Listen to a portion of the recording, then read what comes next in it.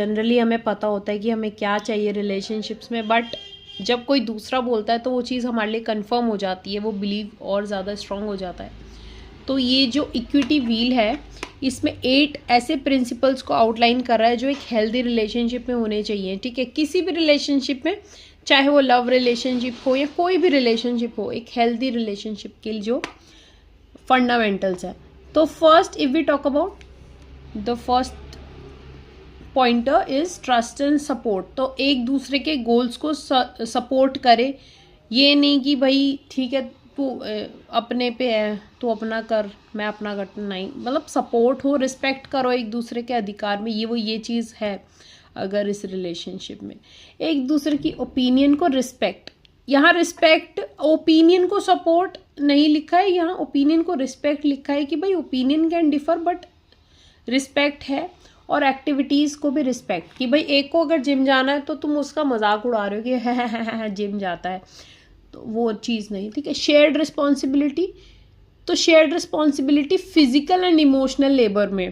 ठीक है, ऐसा ही नहीं है कि एक ही बंदा सारा फिजिकल लेबर कर रहा है या एक ही बंदा सारा इमोशनल लेबर। इमोशनल लेबर मतलब कि जैसे कुछ भी टास्क है या कहीं किसी को हैंडल करना है, किसी रिलेटिव्स को कुछ भी है, तो वहाँ रिस्पॉन्सिबिलिटी शेयर्ड हो।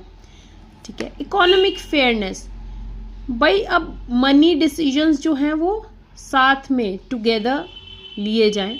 ठीक है, and sharing access to resources equitably, भाई ऐसा नहीं कि तू तो महीने का इसमें से इतना खर्च कर सकता है और ये नहीं करेगा, तो ऐसा नहीं।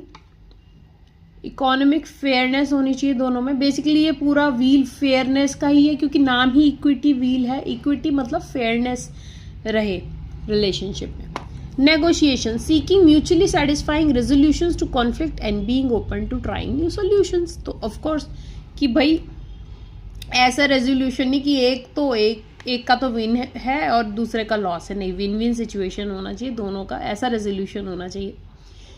ठीक है, कि दोनों के लिए सेटिस्फाइंग रेजोल्यूशन हो।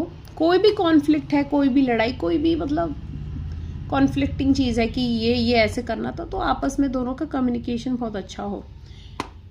फिर आएगा honest and accountability, accepting responsibility for one self and admitting wrong doing. सबसे बड़ी बात ये, हाँ, अगर हम एक जना बहुत अपने ईगो में रहेगा कि भाई नहीं मैं तो कभी गलत हो ही नहीं सकता, ये बहुत लोगों में होता है।